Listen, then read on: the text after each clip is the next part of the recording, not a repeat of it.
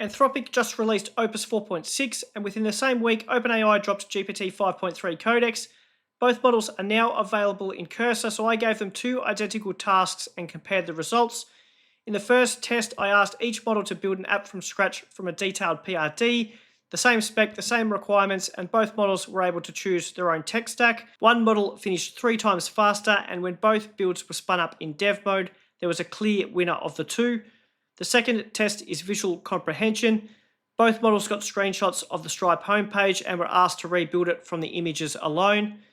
Both identified the right page and built all 15 sections, but one model went way deeper. It recreated the product mockups inside every card, while the other one left them empty and used oversized fonts throughout. So if you're building complex apps from written specs or using images and screenshots in your prompts, these results will give you a clear idea of which model to reach for. Let's start with the first test. We'll have a look at the PRD and then check out both builds. Okay, so the app I've asked both models to build is called QuakeWatch. It's a real-time earthquake dashboard that pulls live data from the USGS API and displays it across an interactive map with clustered markers, a filterable event feed, a detail panel, and 3 chart types all synced together. I chose this because it covers a lot of what matters in a real build: live API integration, complex state management across multiple views, performance targets like keeping the bundle under 500 kilobytes, and accessibility requirements like keyboard navigation and ARIA labels. I've intentionally left the tech stack decision up to the models, so that'll be an interesting insight to see what they decide as the best tech stack to use for this build. If you want to see the full PRD, I'll have a link to that in the description below. I gave just the full PRD to both models, no additional guidance. Next, let's review the build time and the results for each model. So let's break down the results. First, we'll start with build time. Codex came in at 7 minutes and 3 seconds. Opus took 22.5 minutes, so it was over 3 times slower. A big part of that was Opus repeatedly opening the build in a browser to test visually. So it would load the page, screenshot it, find a bug, fix it, and test again. That cycle happened multiple times, and that's what blew out the time. As for self-corrections, Codex hit one issue during the build, a leaflet clustering incompatibility. It spotted it, swapped the approach, and moved on, so that was a clean pivot from Codex. Opus hit 4 or more runtime bugs, including React Window API mismatches, a few coordinate crashes, duplicate panels on mobile. It found and fixed all of the issues, but again, it only caught those because it was actually testing visually. And that's the interesting gap. Codex never opened a browser and did any testing. The code compiled, the build passed, and it moved on. Opus, on the other hand, ran repeated visual test cycles throughout. A couple of other things worth noting: the PRD required accessibility. Opus implemented ARIA labels and keyboard navigation. Codex didn't address that. And Opus also measured the final bundle size, which came in under the 500 kilobyte target from the PRD. Codex, on the other hand, didn't measure that either. So Codex, in summary, shipped 3 times faster with fewer bugs. Opus took longer but verified everything: visual testing, accessibility, and bundle size. The open question is whether the Codex build actually works end-to-end, and whether Opus's more thorough approach produced a better one-shot build. So let's spin up both in dev mode and have a look. Okay, first let's have a look at the Opus build. When I first loaded the page in dev mode, the map was working, but once I went into full screen mode, it immediately broke. And as you can see here, it's just a gray box now.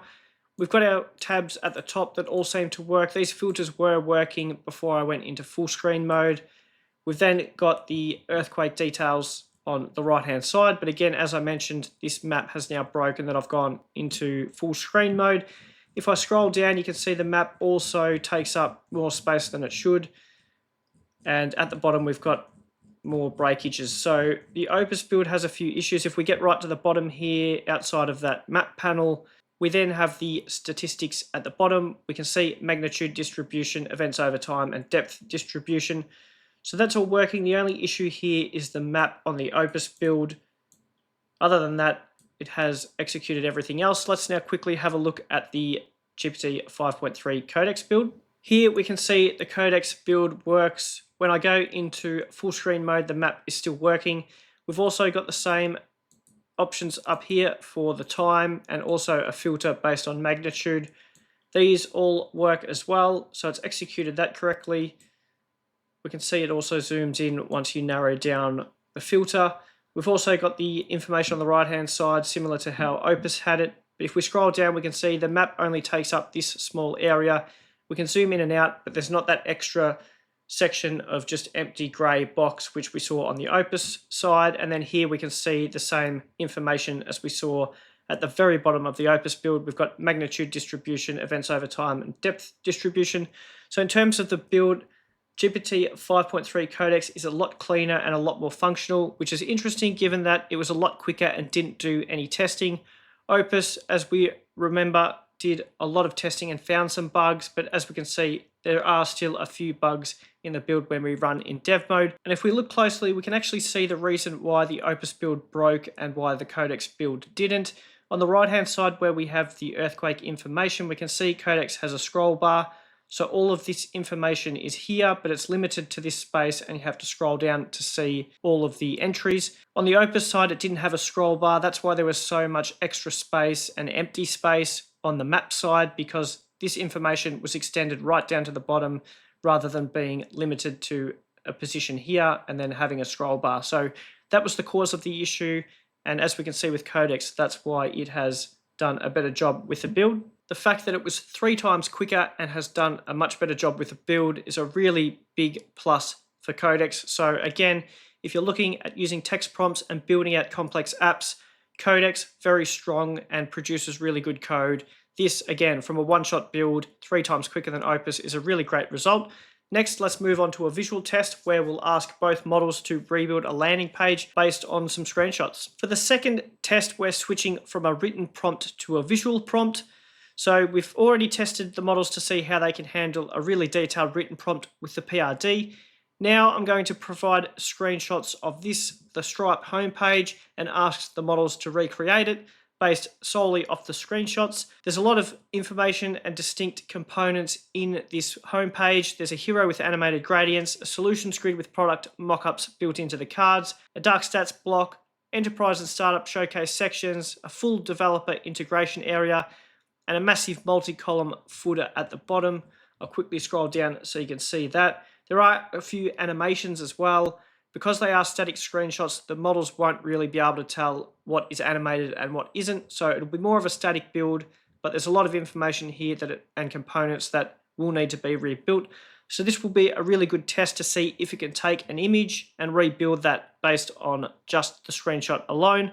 So if the models can take a screenshot and turn that into working code, that is a really good signal that they are good at visual prompts. So let's jump over to Cursor and get both models started on the build. As you can see here, I've got both models working in their own directory within Cursor. I've dropped in the screenshots of the Stripe homepage into the directory and asked them to use that as a reference. So this is a very short text prompt, but we're directing them to the screenshots that are in the directory. So it's more of a visual test. And as you can see here, if I expand it, it says study the attached screenshots carefully. They show every section of a single landing page from top to bottom. Recreate the entire page as closely as possible, matching the design, layout, colors, typography, spacing, and any interactive components you can identify from the screenshots. Choose whatever tech stack you think is best. So this will be a really good insight into which model does best with visual aids. So if you're using images often when you're prompting and building, the results here are going to be really interesting on which model does a better job. So let's start with Codex. That's what we have on screen here in dev mode. Codex finished in 3.5 minutes. The first impression is pretty good. The page structure is all here. We can see the hero section with the gradient and the GDP counter and the logo bar. It hasn't actually used proper logos. It's just got large text for those logos, but it has included it. If we scroll down, we can see all of the key sections are included. We've got the platform area, the developer section, the news carousel, the book of the week, the CTA. It's all here. Every major section from the screenshots made it into the build, and the section order is correct. But as we scroll through, there are a couple of things that stand out. The font sizing throughout is noticeably larger than the original. Headings, body text, everything is scaled up, which gives the whole page a slightly off feel compared to the real Stripe site. And scrolling back up to the solutions cards, we can see in the original, these have detailed product UI mockups inside them, checkout forms, billing dashboards, and payment terminals. In the Codex build, the cards have the right titles and gradient backgrounds, as we can see, but the interiors are empty. And if we scroll down to the footer, you'll again see an example of how Codex has just used really large font throughout, which makes it look a bit off. So you can see here in this footer, it's just not as clean and as accurate compared to the real Stripe page. So that's one area where Codex didn't do a great job. Let's now move on to Opus and have a look at the Opus build. So here's the Opus build. Opus took 8.5 minutes, so about 2.5 times longer than Codex. But the difference is visible straight away. The typography scale is much closer to the original Stripe page. Everything just feels proportionally right. We can also see the logo bar. It's actually used proper logos rather than just text. So that's also a big tick. And where it really separates is those solution cards. So we talked about Codex, how it left those empty. Opus didn't just put the titles and a gradient fill, it built actual product mockups. So we can see here there's a phone payment terminal with line items and a total, a full browser checkout form with email fields and an order summary. We can also see when we scroll down there's a billing dashboard with a usage meter and bar chart. So it's created all of these mockups for these sections. So that's a big difference in the Opus build compared to Codex. If we continue to scroll down, we can see there's just more detail in this section. It's also attempted an animation here, and it's just a lot more accurate and detailed with how it has built out based on the screenshots. We can see a lot cleaner and a lot more information here in this section too. If we continue to scroll down, we've got more logos here, a really nice section here with that gradient background. And if we scroll down to the very bottom, we can see the footer is a lot more accurate here. This looks a lot more like the Stripe homepage and a really big improvement on the Codex version we saw. So that's a look at how both models did with the Stripe build. Opus 4.6 definitely comes out on top here. It's a lot more accurate compared to the actual Stripe homepage. Codex was a bit off with its typography and scale. So a really strong signal here for Opus 4.6. If you use images and mockups a lot in your prompting, Opus 4.6 might be a good model to use for the builds. It has clearly turned those screenshots into working code here that is very accurate compared to the Stripe homepage. So a strong result. Let's now put both models side to side over both tasks and wrap up with some key takeaways. Okay, so we've ran both tests. Let's have a look at where things landed and some key takeaways we can use in our workflows. In the QuakeWatch test, the PRD build, Codex was the clear winner.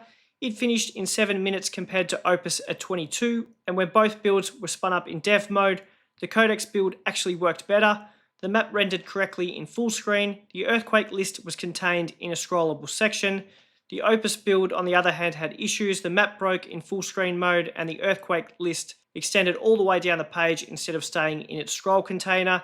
So Codex was 3 times faster and delivered a cleaner result. Then we flipped to the Stripe homepage rebuild. This was the visual comprehension test, and in this case, the results reversed. Both models identified all 15 sections from the screenshots and built the right page, but Opus delivered noticeably higher visual fidelity. The typography scale was accurate compared to the original, and every solution card had fully built product mockups inside it. Codex, on the other hand, it had the right structure, but oversized fonts throughout and empty card interiors. Opus took 2.5 times longer, but the extra time went into detail that you can actually see in the output. The pattern across both tests is that Codex is consistently faster, but speed and quality don't always track together. In QuakeWatch, the faster build was also the better build, but in the Stripe test, the slower build ended up being the more polished one. So if you're building from a written spec and you want something functional fast, or you're working on a more complex app, Codex is a really strong choice. If you're working from visual references and you need precision in the output, or it's more of a UI-based task, then Opus is worth the extra time. So that's probably the key takeaway here. The best model depends on what you're actually asking it to do, and both of these models do have a place in your workflow. If you want to see more model comparison videos and tutorials, make sure you subscribe. Thanks for watching, and I'll see you in the next one.